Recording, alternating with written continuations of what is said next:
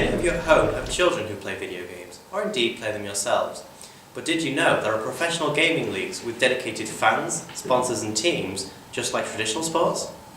The earliest video game competition dates back to 1972 at Stanford University, and eSports, as they're known, have become increasingly popular as a spectator sport. We asked the question, could electronic games one day be considered alongside traditional sports? Here's Jamie with a report. 40% of the UK population plays some sort of video games. These can be console games such as Call of Duty and Halo 4. However, there are also small indie games on mobile devices such as Flappy Bird.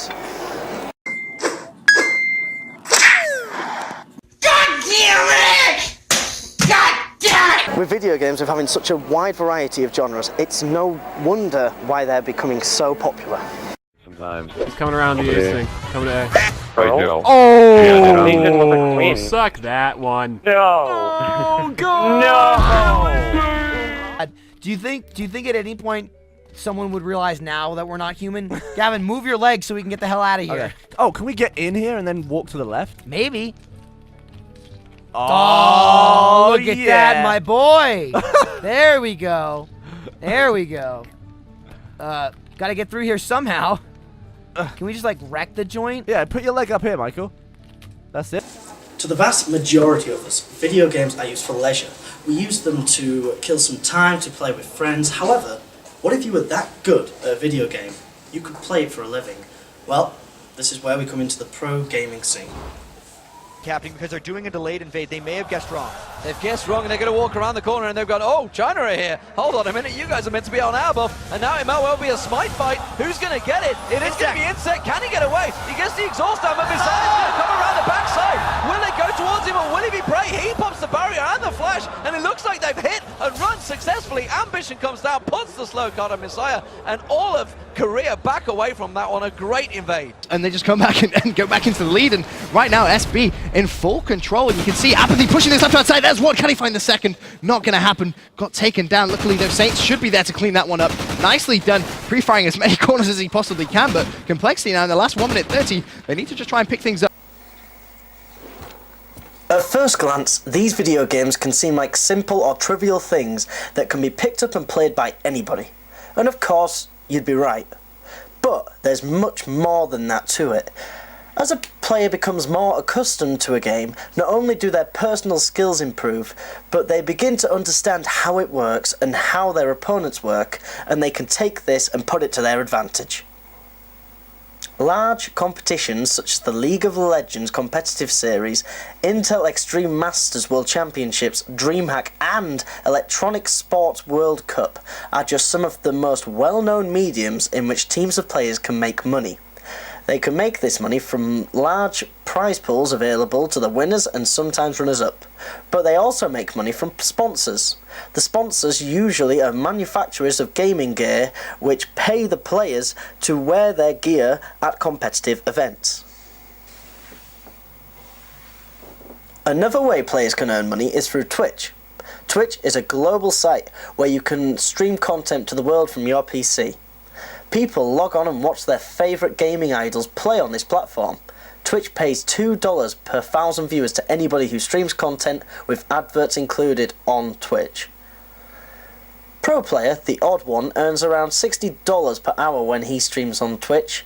If he were to stream 40 hours a week, he'd be earning around a whopping $125,000 a year, not including other events and sponsors. Twitch used to be a streaming site for anything from video logs to acts and comedy, but not anymore. After some acts were seen as indecent due to supposed pornographic content and due to revenue from the gaming streams, Twitch is now officially only for gaming content and looks as strong as ever. Twitch is like the online equivalent to Sky Sports for the avid gaming spectators. To help understand how esports is a proper sport, we need to compare it to sports like football and, for say, basketball. This is Gordon Hayward. He plays for NBA's Utah Jazz. He met Voyboy, a famous League of Legends player. They met after online conversations over their hobby of gaming, and here are some clips from their first ever meetings about them comparing each other's sports. There's actually a lot of similarities between competitive video games and competitive sports, basketball and League of Legends in particular. You know, obviously there's the 5-on-5 aspect, but everyone kind of has a role. When you watch the LCS games, the teams that are the best at communication usually, you know, do the best, and that's exactly how it is in basketball. When you have a team of 5 people, they just mesh well together, they know their plays, they know the strategies together, and you can find success on the fields of justice or the basketball court. Not only League of Legends, but eSports in general is getting very big, and there's a very big community. Selling out Staples Center was pretty impressive for one, and you know, I'd sit at home and watch, and I'll have friends come over and say, "What are you doing?" And I'm like, "Well, I'm just watching this." Like, how do you sit there and watch it? And it's like, well, how do you watch a football game? You know, it's the same exact thing. A different venue of where guys are competing. As we can tell, the comparison was extremely close between their sports. But how about the spectators? What are the similarities for them? This is a father who didn't understand much about League of Legends or competitive gaming. After watching a match, here are his comments. This made me very astonishing. They could connect one piece of whatever it was with a human player. When you can do that, of course, then it gets another dimension in the play.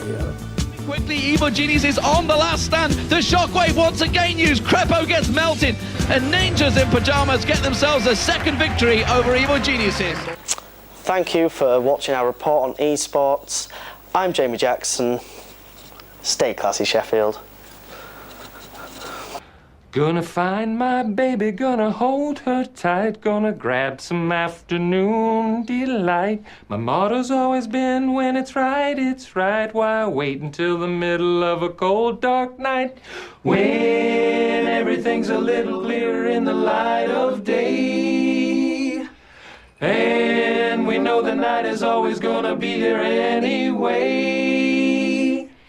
Thinking of you's working up my appetite. Looking forward to a little afternoon delight. Rubbing sticks and stones together, making sparks ignite. And the thought of loving you is getting so exciting. Sky rockets in flight.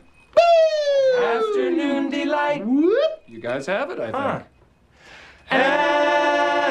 Afternoon delight.